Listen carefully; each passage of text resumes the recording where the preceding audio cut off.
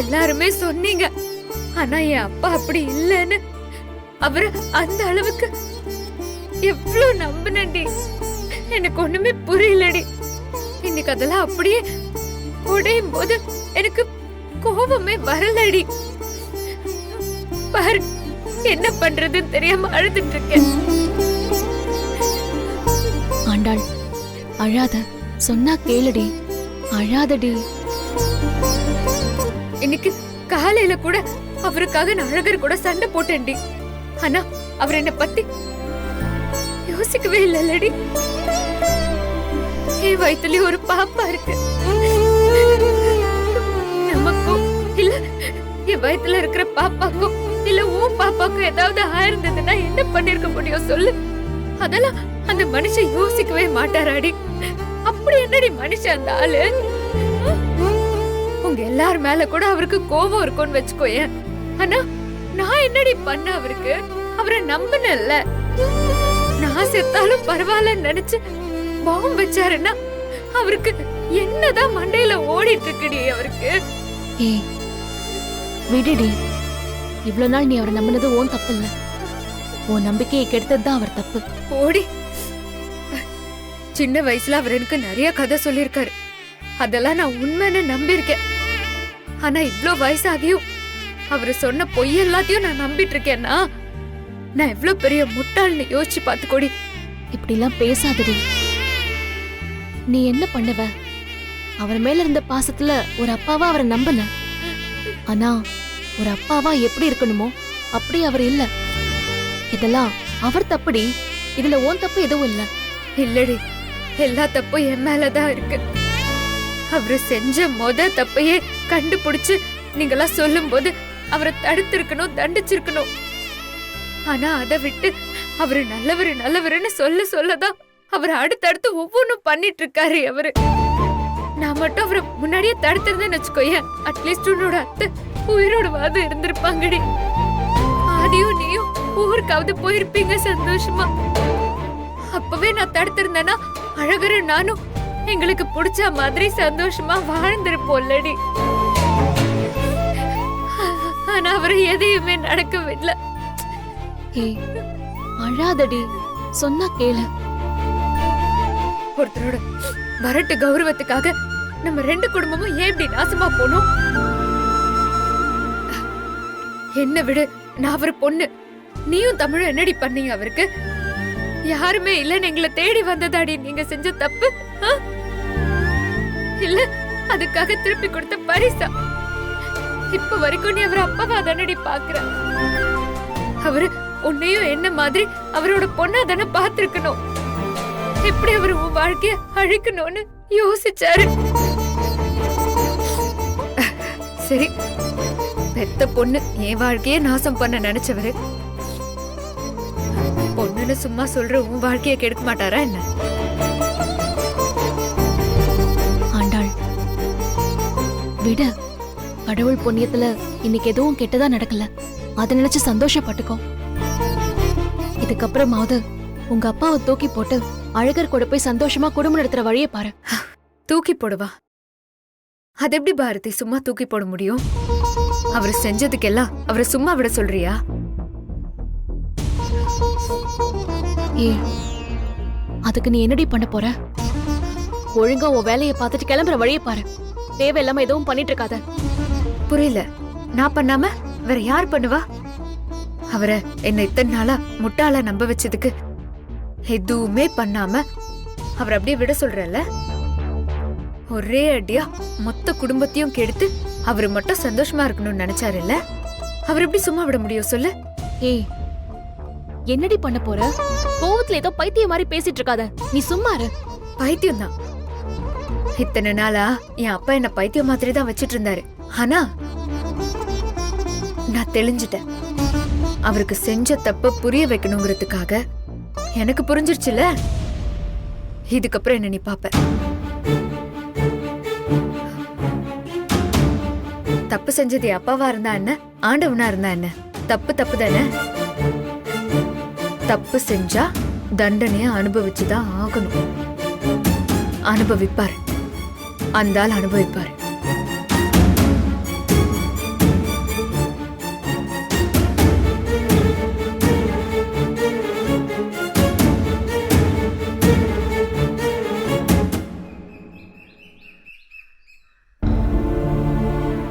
என்ன பண்ணிட்டு இருக்கிற? அவ என்ன பண்ணுவா? அழறா, கோவமா இருக்கா. அழட்டும் அழட்டும். இத்தனை நாள் நாம சொன்னதெல்லாம் நம்பாம இருந்தால நல்ல அழட்டும்.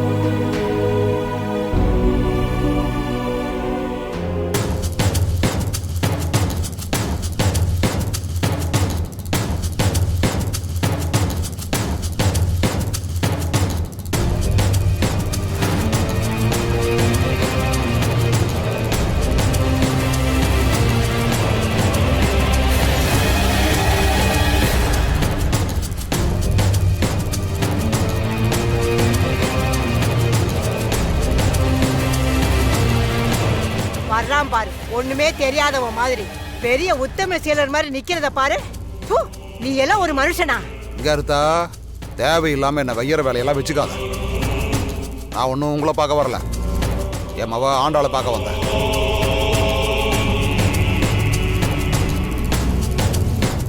ஆண்டாளு, அது ஆண்டாளு.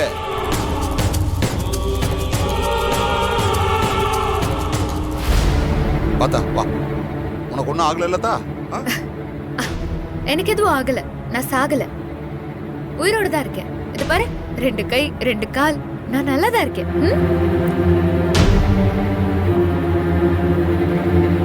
ஏதா என்னத்தா நீ இப்படி எல்லாம் பேசிக்கிட்டு இருக்க?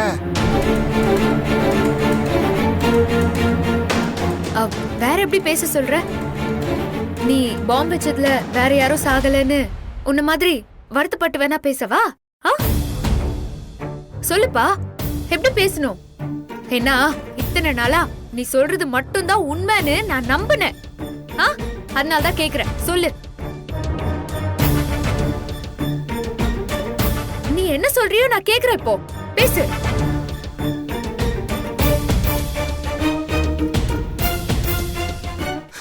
இங்க அர்த்தம் ஆண்டாளு. என் பேரை சொல்லாத. என் பேரும் வாயில இருந்து கேட்கறதுக்கே அருவருப்பா இருக்கு. நீ நல்லவனா இருந்தியோ கெட்டவனா இருந்தியோலாம் எனக்கு தெரியாது. ஆனா நீ ஒரு மனுஷனா இருந்திருப்பேன்னு நினைச்ச. ஆனா இப்பதான் தெரியுது, நீ மனுஷனா கூட இல்ல. மனசு ஃபுல்லா விஷத்தை வச்சுட்டு தான் சுத்திட்டு இருந்தல. நீ எல்லாம் ஒரு மிருகம்.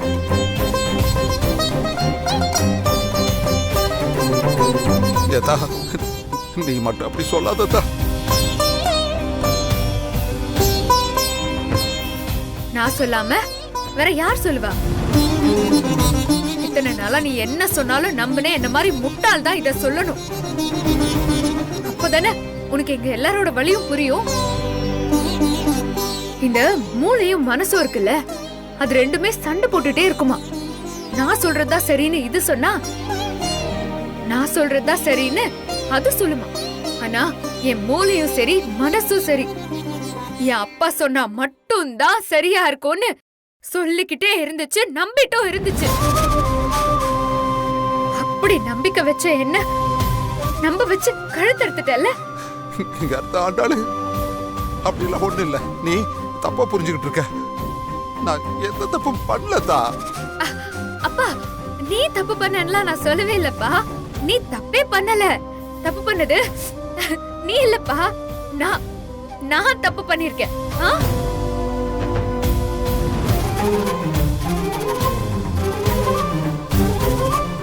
எப்படி சொல்றேன்னு பாக்குறியா? அன்னைக்கு தமிழ கடத்தி வச்சு பாரதிக்கும் ஆதிக்கும் நடுவுல சண்டை வர வச்சல. கடத்த சொன்னது நீயா இருந்தாலும் எங்க அப்பா அப்படி பண்ண மாட்டாருன்னு கண்மூடித்தனமா நம்பினல்ல, அது ஏன் தப்புதான்.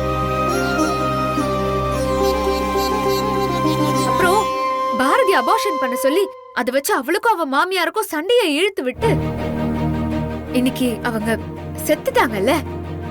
அதுக்கு காரணம் நீ தானே. ஆனா எங்க அப்பா அப்படி பண்ண மாட்டாருன்னு சொல்லி பாரதி கிட்ட சண்டை போட்டல்ல, அது ஏன் தப்புதான். என் புருஷனுக்கும் எனக்கும் நடுவுல வந்த எல்லா பிரச்சனைக்கும் காரணம் நீயா இருந்தாலும் என் அப்பா அப்படியெல்லாம் பண்ணிருக்க மாட்டாருன்னு என் புருஷனை மதிக்காம அவர் கூட நான் சண்டை போட்டேன்ல, அதுவும் ஏன் தப்புதான். பாட்டிக்கு டெத் சர்டிபிகேட், பவிக்கும் எனக்கும் ஒழுக்கம் கெட்டவங்கிற பட்டம், எங்க அம்மாவுக்கு திருடி பட்டம்.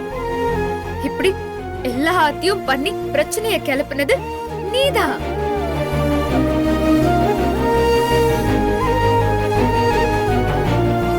இருந்தாலும்ல எங்க அப்பா நல்லவரு, எங்க அப்பா அப்படியெல்லாம் பண்ண மாட்டாருன்னு முட்டாள்தனமால முட்டாள் மாதிரி நம்பிட்டு இருந்தல்ல, அதெல்லாம் ஏன் தப்புதான்.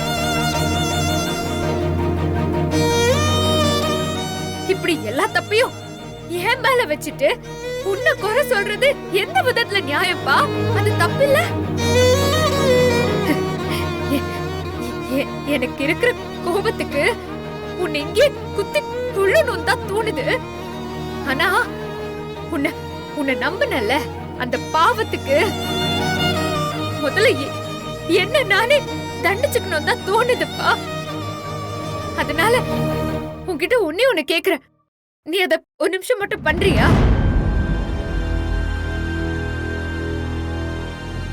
நீயும் கையால என்ன கொன்னுடு, கொன்னுடு, செத்துரு.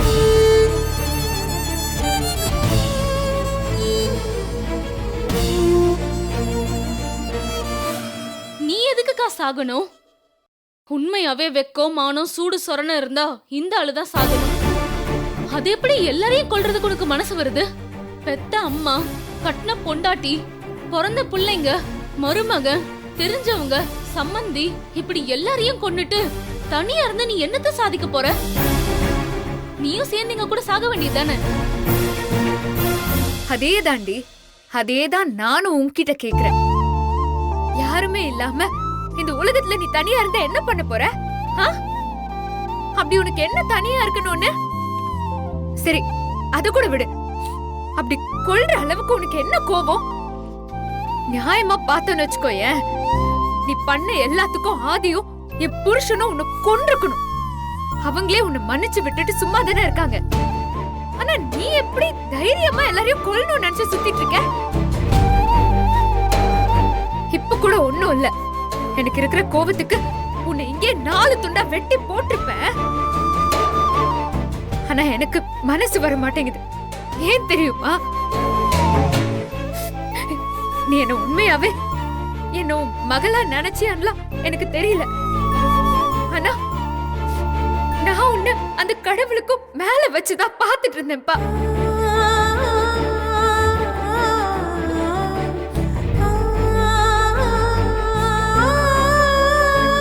இப்பதான் தெரியுது, அங்க வெளியே இருக்குல்ல அந்த கால்ல இருக்கிற செருப்பை விட மோசமா என்ன நினைச்சிருக்கப்பா நீ. உன்னை தலையில தூக்கி வச்சு ஆடிட்டு இருந்தல்ல, அது ஏன் தப்புதான்.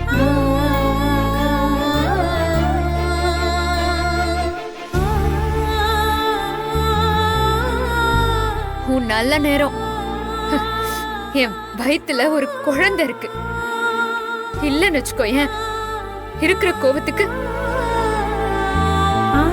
உன்கிட்ட பேசிட்டு இருக்க கூட மாட்டேன். இந்நேரத்துக்கு உன் உடம்புல உன் உயிரே இருந்திருக்காது.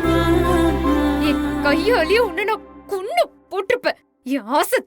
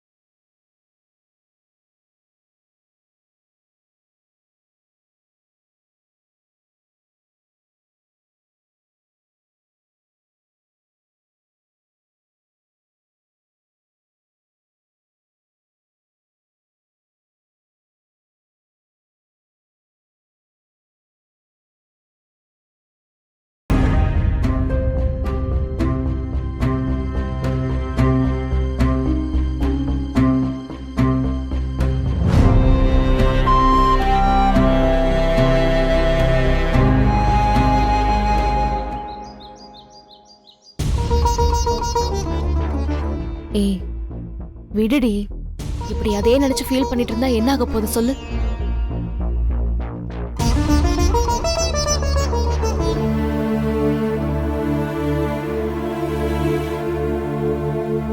சகல நாங்க எடுத்துக்கிட்டே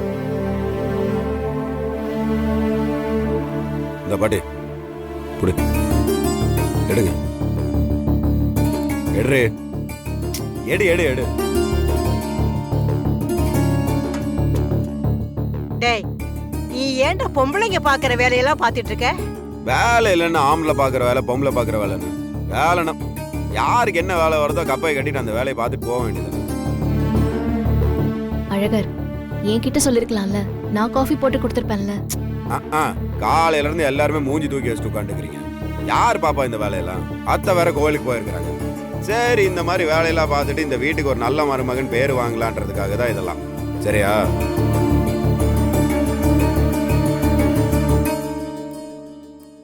என்ன ஜோக் இது?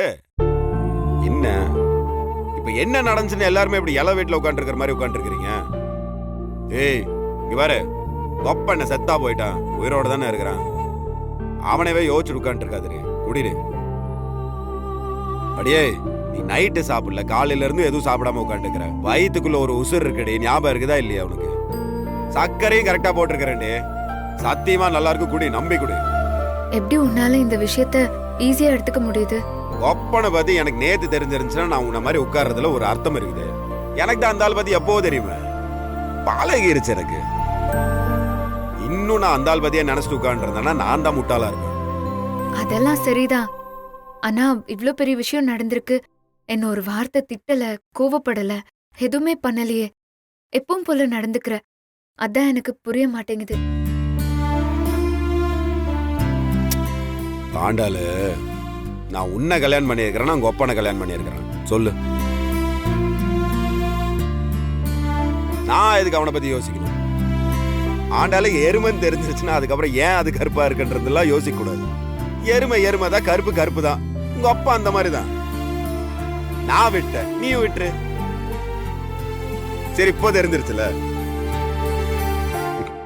இப்போவாச்சும் அந்த ஆள் பத்தி யோசிக்காதீ. காப்பியை குடுறே, நம்ம பாட்டுக்கு நம்ம வாழ்க்கைய வாழ வேண்டி. போர் அடிக்குதுரே. ஆமாண்டி, கடை திறந்திருக்கீங்க, உங்களுக்குன்னு ஒரு குழந்தை வரப்போகுது. இதுக்கப்புறமாவது உங்களுக்காக வாழுங்க. நான் அந்த முடிவுக்கெல்லாம் எப்பவோ வந்துட்டேன்டி. இனிமே என் புருஷன் என்ன சொல்றாரோ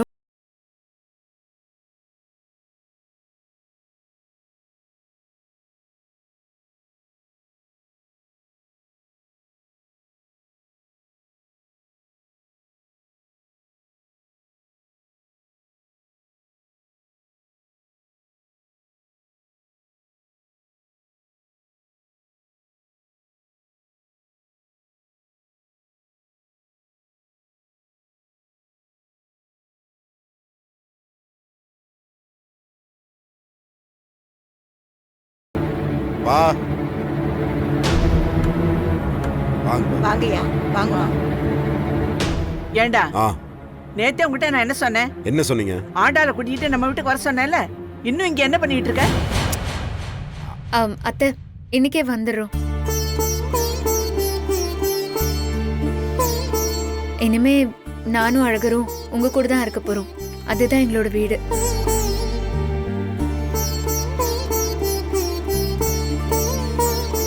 நாங்க அங்கதான் அத்தை இருக்க போறோம். நாங்க இன்னைக்கே கிளம்பி வந்துடுறோம். அப்போ உடனே கிளம்புங்க. நம்ம வீட்டுக்கு போறதுக்கு முன்னாடி ஒரு முக்கியமான வேலை இருக்கு, அதையே முடிச்சுட்டு போயிடலாம். என்ன வேலை? டேய், இங்க ஒரு கொலைகாரன் இருக்கிறான்ல, அவன் மேல போலீஸ் ஸ்டேஷனுக்கு போய் முதல்ல கம்ப்ளைண்ட் கொடுக்கணும். கிளம்புங்க.